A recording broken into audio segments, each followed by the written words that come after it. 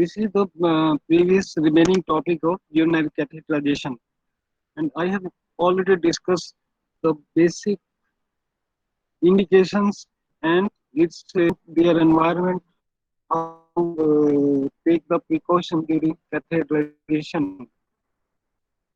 So,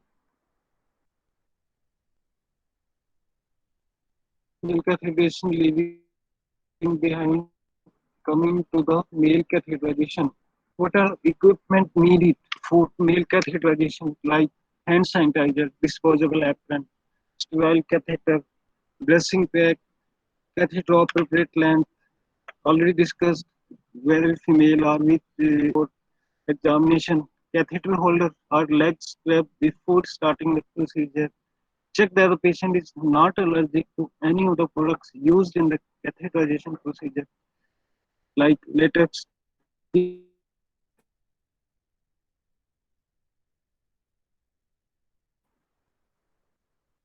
explain and discuss the procedure with the patient verbally and obtain the consent. Already discussed that we have to take the consent in written and explain the whole procedure to the patient so that he cooperate in all procedure to ensure that patient and the patient's identity and allergic reaction. Check valid consent whether the taken or not, patient has consented or not. Assist the patient to get into the spine position with legs extended. Don't expose the patient at this stage to ensure patient's privacy. Decontaminate hands with either soap or water or hand sanitizer. To reduce the risk of infection, put on disposable plastic apron. To reduce the risk of cross infection, clean and prepare the trolley, placing all the equipment required on the bottom shelf. Take the trolley to the patient's bedside. In community setting, prepare a clear area. The top shelf act as a clean working surface. Open the outer cover of the catheter pack and slide the pack onto the top shelf of the trolley. In com- community setting, a clear area to prepare equipment. Clean neck of the ampule with sodium chloride solution prior to drying sterile water. Reduce cross infection using an aseptic technique. Open the supplementary pack to reduce the risk of introducing infection into the bladder. Remove cover that is maintaining patient's privacy. Clean the genital area with soap water. Position a disposable pad under the patient's buttock and thigh to ensure urine does not leak into the bedclothes of the patient. Decontaminate hand with soap and water or hand sanitizer. Hands may have become contaminated by handling the outer packing. Put on sterile gloves to reduce the risk of cross infection. Place sterile water under the patient's buttock to create a sterile field. Wrap a sterile strap around the penis. Retract the foreskin if necessary and clean the glass penis with 0.1% sodium chloride. To reduce the risk of introducing infection to the urinary bladder during catheterization, insert the nozzle of the sterile lubricant containing jelly like gelatin jelly. Squeeze the gel into the urethra. Almost completely squeeze the gel and remove the nozzle. Discard the tube. Massage the gel along the urethra so that it uh, take time and spread easily. Adequate lubrication help to prevent urethral trauma. Squeeze the penis. Wait approximately 5 minutes to take the action of jelly to prevent anesthetic gel from escaping and allow it to take its effect. Remove swelled gloves. Decontaminate hands prior to donning sterile gloves. To insert sterile catheter. Reduce cross infection. Grasp the penis behind the glands, raising it until it almost totally extended. Maintain grasp of penis until the procedure is finished. This maneuver straightens the penile, urethra, and facilities for catheterization. Maintaining a grasp of penis prevent contamination and retraction of the penis. Place the receiver containing a catheter between the patient's leg, insert the catheter for 50 to 25 centimeters until the urine flow. Don't inflate balloon until the urine flow is seen in the tubing. The male urethra is approximately 18 centimeters long. Ensuring correct placement will prevent trauma to urethra and allow patency of the catheter. If resistance is felt at the external sphincter, increase the traction on the penis slightly and apply steady, gentle pressure on the catheter. Ask the patient to strain gently as if passing urine. Some resistance may be due to the spasm of the external sphincter. Straining gently helps to relax the external sphincter. When urine begins to flow, advance the catheter almost to its bifurcation. Gently inflate the balloon according to the manufacturer's direction. We draw the catheter slightly and attach it to the draining system. Support the catheter. Ensure that the catheter doesn't become taut when patient is mobilizing or when the pen becomes erect. Ensure that catheter lumen is not occluded by the fixation device or tape. If catheter cannot be advanced, stop procedure and seek further medical advice immediately. Advancing the catheter to ensure that it is correctly positioned in the bladder. Inadvertent inflation of balloon in the urethra causes pain and urethral trauma. To maintain patient's comfort and to reduce the risk of urethral and bladder neck trauma, to prevent further trauma and injury, ensure that the glans penis is clean and then reduce the reposition of foreskin. Retraction and constriction of the foreskin behind the glans penis, that is paraphimosis, may occur if this is not done. Make the patient comfortable. Ensure the area is dry. If the area is left wet or moist, secondary infection and skin irritation may occur. Measure the amount of urine to be aware of bladder characteristics for patients who have presented with urinary retention. To monitor renal function and fluid balance, take a urine specimen for laboratory examination of the urine. Dispose of equipment in appropriate waste. Perform hand hygiene. Reduce the risk of cross infection. Document procedure, catheter type, and which size of the catheter is introduced. Volume of water in the balloon, lot, lot number, and expiry date. This has to be written on the notes to provide a point of reference or comparison in the event of later queries. Seal before moving the trolley to prevent environmental contamination. Then this is the suprapubic catheterization, suprapubic recatheterization. These are some instrument uses for this procedure. One, the same like hand sanitizer, disposal apron, already discussed in catheterization, sterile water, dressing pack, catheter appropriate size like 16 or 18, sodium chloride solution, anesthetic lubricant jelly has to be used, 10 ml syringe, sterile disposable gloves, also 2 pair, appropriate drainage system, urine specimen containing for microscopy examination if necessary, catheter holder or straps before starting the procedure. Check that patient is not allergic to latex and if allergic then use silicone.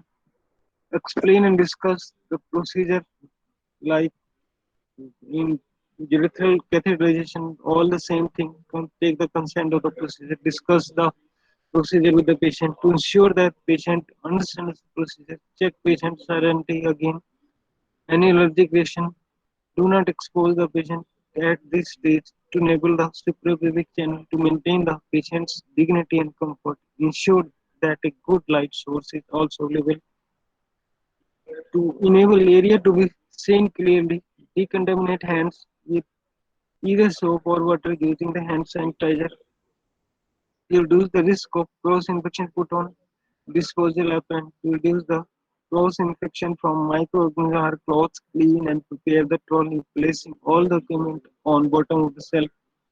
Take the trolley to the patient's bedside.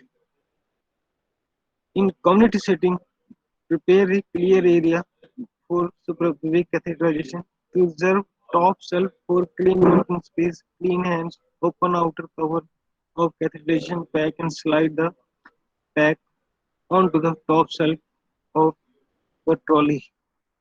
Trolley using an aseptic technique open supplementary pack to reduce risk of introducing infection into the suprapubic clean neck of the ampule with sodium chloride solution prior to drying sterile water to reduce the cross infection. Remove outer remove cover that is maintaining the patient's privacy. Clean the area with soap and water.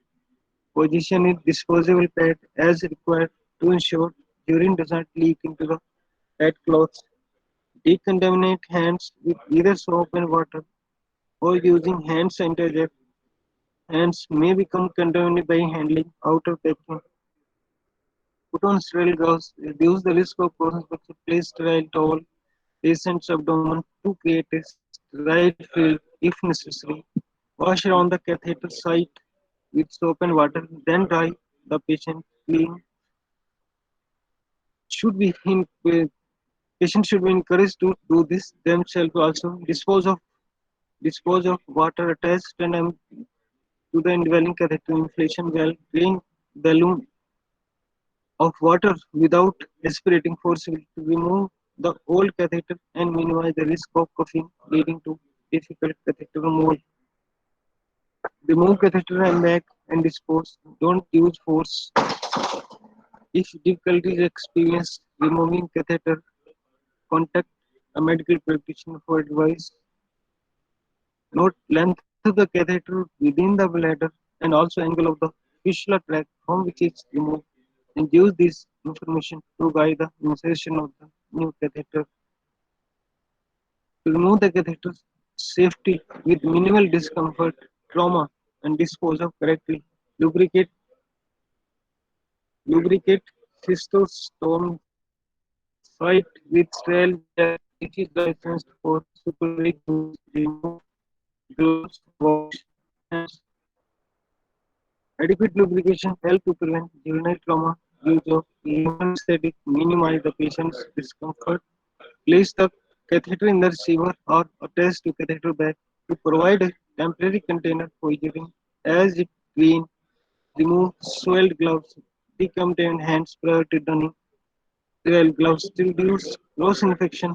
Remove top of the catheter packing and using dominant hands. Gently insert catheter into suprapubic insertion site. The direction of the insertion and the length of the catheter inserted should bear relation to the anatomical structure of the area. Advanced catheters, the length recorded from catheter to be drawn, inflate the balloon according to the manufacturer's direction, having ensured that catheter is draining adequately. We draw the catheter slightly and allow urine to flow before connecting the bag system. Ensure and become taut when placed, mobilizing to prevent the balloon from becoming trapped into the suprapubic tract. In adult inflation of the balloon within the tract it is painful and causes trauma. To maintain a patient's comfort and to reduce the risk of urinary and bladder neck trauma, make the patient urinary retention. To monitor the renal function and fluid balance, send a urine specimen for laboratory examination if required to detect presence of bacteremia, dispose of equipment in appropriate waste bag, double bag and seal before moving the trolley for cleaning. To prevent environmental contamination, decontaminate hands with either soap and water or hand sanitizer. Reduce the risk of cross infection. Document procedure, catheter type and size which is used, volume of the water in the balloon, lot number, expiry date in medical notes to prevent a point of reference or comparison in the event of later queries. Care of suprapubic catheter is the same as for urethral catheter. Immediately following insertion of a suprapubic catheter, aseptic technique should be employed to clean the insertion site. Fluids around the insertion site may be required if secretion soil, clothing, but they are not essential. Once the insertion site has healed, that take around 7 to 10 days, the site and the catheter can be cleaned during with morphine, using soap, water, and clean clothes. Then, then, and what are the procedure for removing of catheterization? We should also take the same precaution of antiseptic precaution regarding the removal of the catheter also. So what are the requirements? The same like sanitizer, sodium chloride and disposal apron. We have to wear all the things also during removal of the catheter. Sharp disposable unit, syringe for deflating balloon, waste bag. They are required for disposable. Explain the procedure again, like in insertion, we have to explain the procedure during removal also, how the patient and also take the consent, also removal, inform him for potential post catheter symptoms like urgency, frequency, discomfort, which are often caused by irritation of the urethra. Decontaminate hands with either soap or water or using hand sanitizer. Put on disposable plastic apron and gloves to ensure that patients understand the procedure. Check patient's identity and check any allergic. Check valid consent of the patient also. Clamp before the sampling port and reception during collect. Take a catheter specimen for urine using the sampling port if clinically indicated. To obtain an adequate urine sample and to assess whether the post-catheter antibiotic therapy is needed. For easy removal of catheter, remove gloves, decontaminate hands with either soap, water using. To reduce the risk of cross infection, put on gloves, then away from the urinary opening. In women, never clean from the perineum vagina towards the urethra. To reduce the risk of infection, release leg sport for easy removal of catheter. Having checked the volume of water in the balloon, use syringe to deflate balloon. Don't cut the catheter. The balloon will not deflate. Don't to confirm how much water is in the balloon to ensure the balloon is completely deflated before removing the catheter. Add anything to current volume in the balloon. Ask patient to breathe in and then out. As patients exhale gently, put quickly remove catheter. Male patients should be warned of discomfort as the deflated balloon passes the prostate gland. To relax pelvic floor muscle, clean meatus, place all used equipment in an appropriate color waste bag. Make patient comfortable. Remove gloves and decontaminate hands. Hands should always be washed after removal of gloves to reduce risk of cross infection. Complete documentation as per local policy of the hospital. Then another is how to collect the urine sample after or during catheterization. The sample should only be taken from the catheter for valid reason suspected infection and should never be taken from the catheter but instead from the sample port on the back draining tubing.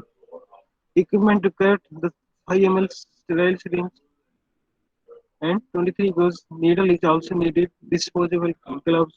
We have to wear the disposable gloves. Sterilization technique should be taken care of. 70% isopropyl alcohol, 2% chlorhexidine, impregnant weak, laboratory request form, clamp if necessary, sharp box if necessary.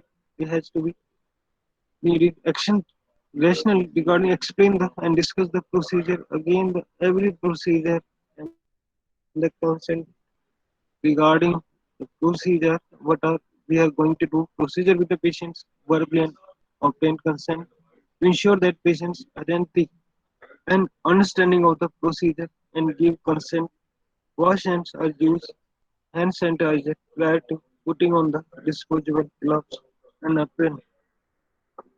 To reduce the risk of cross infection, clean the sample board with 70% alcohol white and 2% chlorhexidine if not white. allowed to dry for 20 seconds to reduce the risk of cross infection. Then either, if needed, less collection port system. Action needed: insert the sterile syringe into the port and aspirate urine and remove syringe to obtain the specimen of the urine. If required, collection port system. Attach needle to syringe and insert into the port at 45-degree angle and aspirate urine and remove needle from the port. Remove needle from the syringe using a puncture on sharp box to obtain specimen of urine. Place urine into the specimen container and dispose of syringe in sharp box to reduce the risk of infection. Strap the sample port again and remove any clamp used to reduce the infection. Label specimen containers. Seal securely specimen bag to confirm patient's detail and for safety transportation. Remove and dispose of gloves and perform hand hygiene. To reduce the risk of cross infection also. Complete record to provide a point of reference or comparison in the event of later queries. We have to enter all these things. Procedure for care and management of urinary catheter. How to care the this catheter. Discuss the procedure with the patient verbally and obtain to ensure the patient's identity, understanding of procedure, give consent, wash hands thoroughly before and after any manipulation. Wear a new pair of clean, non-sterile gloves and apron. Use a disposable container to drain the urine to reduce the risk of cross infection when emptying the urinary bag. Maintain closed system. Only empty the urine drainage bag. Take a urine sample when necessary, maintaining sterile continuity. Closed urinary drainage system is central to the prevention of catheterization urinary tract infection. The unnecessary emptying of the drainage bag or taking a urine sample will increase the risk of catheter-related infection and should be avoided. Ensure catheter is positioned below waist level to assist the drainage. Use a stand and don't let the catheter bag drag on the floor. Secure catheter to prevent any trauma. Reflux of urine is associated with infection and therefore drainage bag should be positioned in a way that prevent backflow of urine. Emptying the drainage bag when necessary will maintain the urine flow and prevent reflux. Change the catheter bag every 7 days, including leg bag or in accordance with either the manufacturer's recommendation or patient's clinical condition need it. Catheter acquired urinary tract infection are less likely to occur when catheter bag are changed less frequently. Maintain catheter care at least twice daily using only soap and water, and the area should be thoroughly cleaned after board. Needle cleaning with antiseptic solution not recommended as they have not been shown to actually reduce the infection. Observe for changes in the color, consistency, odor of the urine. If required, perform cognitive early warning. Sure, obtain culture sensitivity urine as appropriate and document. Obtain urine from a sampling port using aseptic technique. A urine sample should not be taken from catheter bag. Specimens collected from the drainage bag may give false result due to the organism growing there. Catheter must not be changed unnecessarily or as a part of the routine practice except where necessary to adhere to the manufacturer's guideline. The commonest complication associated with urinary catheter insertion is infection.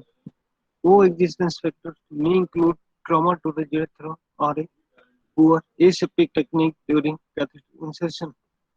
Document all the catheter management procedure to provide a point of reference or comparison in the event of later queries, preferably 2 or 2.5 liters a day unless on fluid correction. Maintain fluid balance chart, ensure adequate fluid intake and record urine output is necessary. Catheter maintenance solution should only be used following full assessment.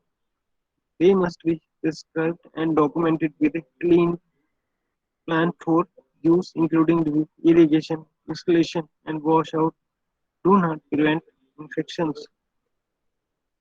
Then, this is a short note on what is acute urinary retention. This is the one indication of urinary catheterization. So, what is acute urinary retention? This is usually characterized by the sudden, painful inability to avoid painless. Acute urinary retention is rare and often associated with central nervous system pathology.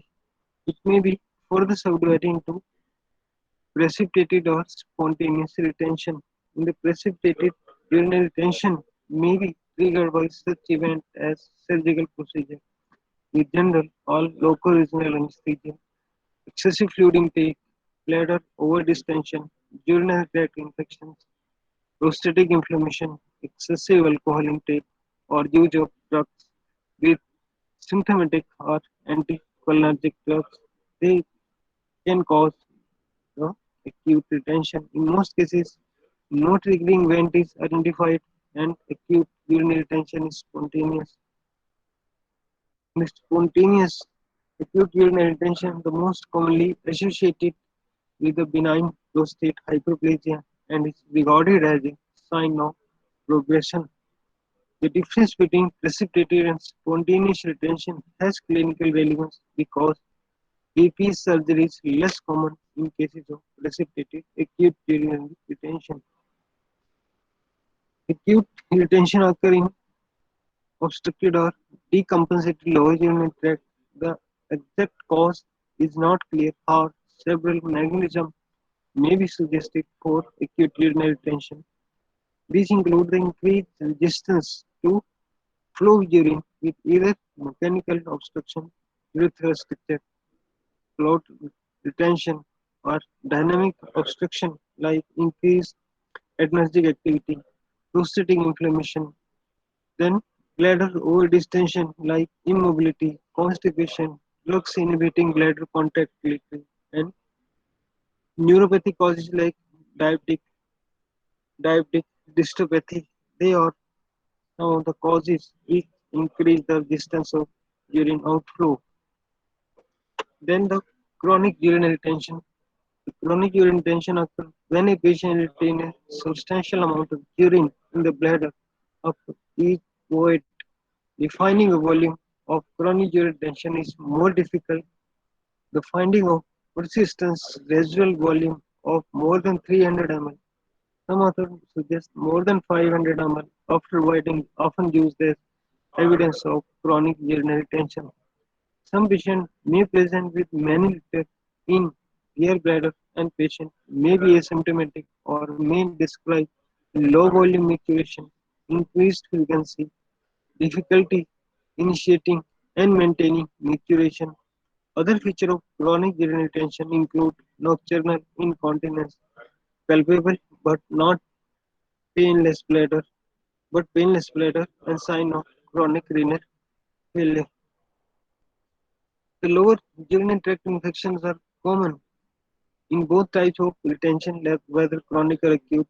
Urine analysis should always be performed, and a catheter specimen of urine should be sent for examination of infections, bacteriological examination. Urea creatinine electrolyte should be checked. This is specifically important in high pressure chronic retention. Renal ultrasound is also indicated whether it's acute or chronic retention.